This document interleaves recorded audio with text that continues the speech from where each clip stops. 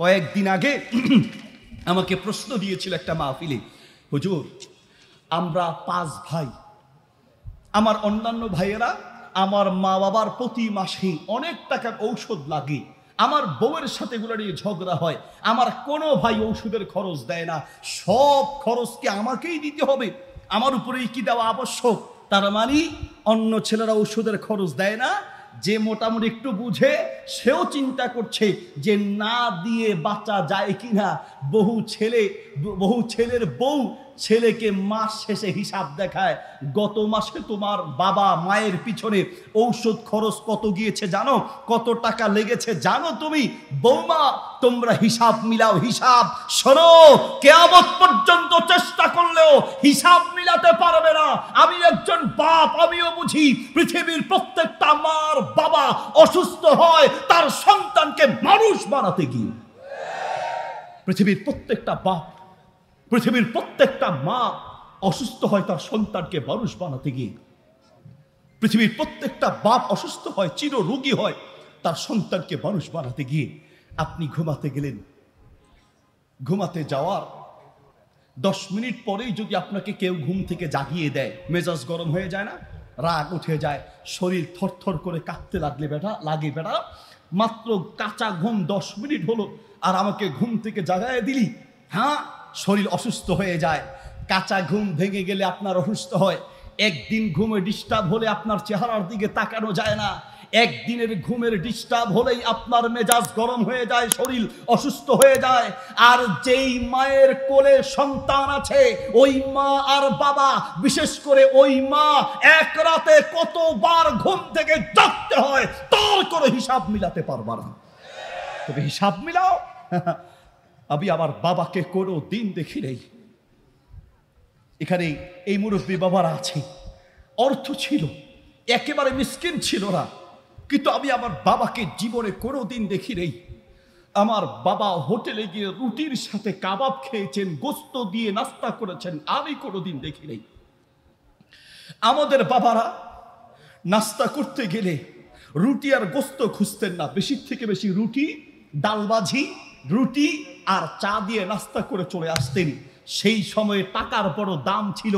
নিজে খেয়ে না খেয়ে চিন্তা করতো দোকানে কোনো রকম 10, 15, 20 টাকায় নাস্তা শেষ করে গোস্ত খেতে হলে বাড়িতে গিয়ে একসাথে ছেলে মেয়ে সহ খাবো। এই যুগ ছিল আমাদের এই বাবাদের যুগ।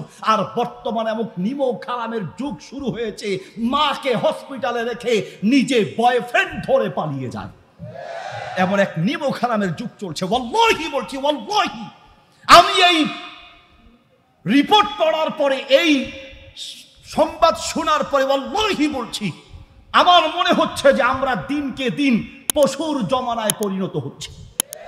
মানুষ খুঁজে পাবেন না। আপনারা জানেন সুবা নামের যে মেয়েটা, মাত্র বয়স কত? 11 বছর। পত্রিকায় লিখেছে 11 বছরের শিশুকে খুঁজে পাওয়া যাচ্ছে না। 11 বছরের শিশু বলে, ও বলে শিশু, 11 বছরের শিশুকে খুঁজে পাওয়া যাচ্ছে না। মায়ের ক্যান্সার, মাকে হসপিটালে রেখে 2 দিন পরে হেডলাইন চেঞ্জ হয়ে গেল পত্রিকার। 11 বছরের মেয়ে তার বয়ফ্রেন্ডের সাথে পালিয়েছে। জিজ্ঞেস করছে তার সাথে পালালে কেন? বলছি টিকটকে তার সাথে আমার পরিচয়, বাড়িতে ভালো লাগে না, ওর সাথে ভালো লাগে। বয়স কত? 11 বছর। যেই বয়সে বিয়ে শাদী কাকে বলে আমরা বুঝতাম না, ওই বয়সের 11 বছরের মেয়ে টিকটকে পরিচয় করে ছেলের সাথে পালায়া যাচ্ছে। এমন সন্তান থাকার চেয়ে না থাকা ভালো ছিল। কার জন্য করছেন? আমি একজন বাপ, আমিও বুঝি পৃথিবীর প্রত্যেকটা বাপ যত ইনকাম, যত রুজি, সব সন্তানের সুখের জন্য। নিজের এই দেড় বিঘা এই পেটের জন্য কয় টাকা লাগে বলেন? বাবারা একটু বলেন, কয় টাকা লাগে? আপনি যে ইনকাম করেন নিজের সুখের জন্য, সন্তানদের সুখের জন্য। আমরা বাহিরের কান্ট্রিতে কোনো প্রোগ্রামে বা উমরায়, সৌদিতে বা কোনো জায়গায় গেলে মাঝে মাঝে দেখি, এয়ারপোর্টে গেলে সুবহানাল্লাহ, প্রত্যেকটা প্রবাসী যখন ঘর থেকে বের হয় কোনো রকম নিজেকে শক্ত করে ধরে রাখে। এয়ারপোর্টে গেলে ছেলে মেয়েগুলোকে বুক থেকে সরাতে চায় না, কলিজা থরথর করে কাঁপে, কিন্তু চোখ দিয়া পানি বের হয় না। কারণ কোনো পুরুষ চোখ দিয়া কাঁদতে পারে না, পুরুষরা চোখের পানি দিয়া কাঁদে না, পুরুষরা কলিজার রক্ত দিয়া কাঁদে। আমি দেখেছি এয়ারপোর্টে ঢুকে অনেক কষ্টে নিজেকে শক্ত করে ধরে রাখি। আমরা তো প্রবাসীদেরকে টাকার মেশিন মনে করি, টাকার মেশিন। এই যে আজকেই তো দেখলাম ফেসবুকে একটা ভিডিও, হাজবেন্ড বিদেশে মারা গিয়েছে, তার বন্ধু বোধহয় তার বাড়িতে ফোন দিয়ে বলছে যে মারা গিয়েছে। কথা বলার পরে যে কি এক দৃশ্য, সন্তান বিবি বাচ্চার সুখের জন্য এক একজন প্রবাসী যে যায়। আমরা তো প্রবাস জীবন মানেই টাকার মেশিন মনে করি। আরে জেলখানা তার চেয়ে ভালো, বিদেশে থাকার চেয়ে জেলখানায় থাকা আরো ভালো। জেলখানায় অন্তত মাসে 2 মাসে একবার অন্তত বাচ্চাদেরকে সরাসরি দেখতে পারে, আর অনেক প্রবাসী বছরের পর বছর সন্তানের চেহারাটা পর্যন্ত দেখতে পারে না। অসুস্থ হলে নিজের মাথায় নিজেকেই পানি ঢালতে হয়, অসুস্থ হলে নিজের চিকিৎসা নিজেকেই করতে হয়, মাথায় পানি দেওয়ার মানুষটা খুঁজে পাওয়া যায় না। বহু প্রবাসী এমন আছে মৃত্যুর পরে তার লাশ গলে পচে দুর্গন্ধ বের হওয়ার পরে মানুষ বুঝতে পারে যে কেউ মারা গেছে, ঠিক না? এয়ারপোর্টে যখন যায় অনেক শক্ত করে নিজেকে ধরে রাখি। ইমিগ্রেশন কাউন্টার পার হওয়ার পরে আস্তে আস্তে করে চেহারাটা মলিন হয়ে যায়। যখন প্লেনে উঠি এই আস্তে আস্তে করে চোখের পানি পড়া শুরু হয়। অনেক প্রবাসীকে দেখি প্লেন যখন ছেড়ে দিয়ে প্লেনটা উপরের দিকে উঠতে থাকে, জানালা দিয়ে তাকায়া মাতৃভূমির দিকে তাকায়া থাকে। আমার দেশ, আমার মায়ের দেশ, বাবার দেশ, ভাই বোন, ছেলে সন্তান, বিবি বাচ্চা সব এই মাটিতেই তো আছে।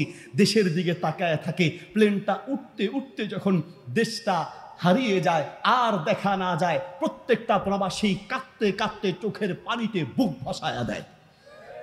এমন বহু প্রবাসীর জীবন কেটেছে যেই সন্তান বিবি বাচ্চার শান্তি সুখের জন্য দেশ ছেড়েছে। মৃত্যুর পরে আনতে গেলে টাকা লাগবে, এজন্য লাশটা পর্যন্ত বাড়িতে আনতে রাজি হয় না। কার জন্য করছেন? আল্লাহ বলেন, শোনো, ওয়ামাল হায়াতুদ দুনিয়া ইল্লা মাতাউল গুরুর, সারা দুনিয়া একটা ধোঁকা।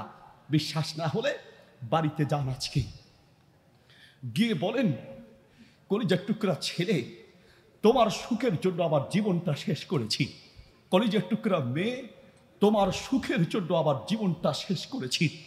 কলিজার টুকরা বিবি, তোমাকে সুখী করতে গিয়ে আমি আমার জীবনটাকে শেষ করে ফেলেছি। আমার এই 1.5 বিঘা পেটের জন্য এত টাকা লাগে না। তোমাদের সুখের চিন্তা করে ঠিক মতো খাই নেই, ঠিক মতো আরাম করি নেই। আমি যখন মারা যাব, প্রথম রাত আমাকে মাটির নিচে রাখবে, আমি খুব ভয় পাবো।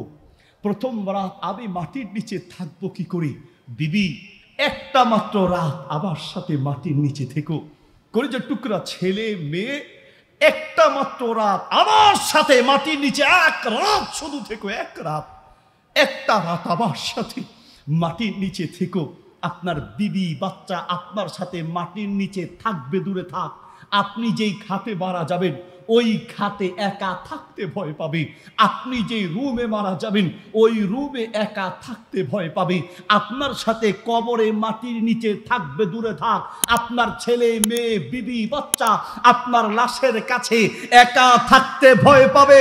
আল্লাহ বলে, বান্দা, সারা দুনিয়া তোমাকে মাটি চাপা দিয়ে চলে আসবে, আমি আল্লাহ ছাড়া কেউ থাকবে না। ঠিক কিনা? কেউ থাকবে না, আল্লাহই বলছি, কেউ থাকবে না, কাউকে পাবেন না। এখনই তো রাতে আপনি ঘুমাতে যান, কত অকৃতজ্ঞ আমরা, সেই আল্লাহকে এখনো চিনতে পারি নাই। রাতে ঘুমাতে যান, আপনার ছেলে আপনাকে রেখে ঘুমায়, আপনার মেয়ে আপনাকে রেখে ঘুমায়, আপনার বিবি আপনাকে রেখে ঘুমায়, আপনার সারা দুনিয়ার সমস্ত মানুষ আপনাকে রেখে ঘুমায়। আল্লাহ বলে, বান্দা, আমি তোমার এমন দয়ালু রব, আমি তোমাকে রেখে ঘুমাই না। লা তাখুযুহু সিনাতু ওয়ালা নাউম, আমি তোমাকে রেখে ঘুমাই না, আমি সব সময় জাগ্রত থাকি। কারণ আমি এই জন্যই জাগ্রত থাকি, বান্দা বিপদে পড়লে আমাকে ডাকলে আমি না শুনলে কে সাহায্য করবে? সারা দুনিয়া ঘুমায়, আমি তোমার জন্য ঘুমাই না। আল্লাহু আকবার।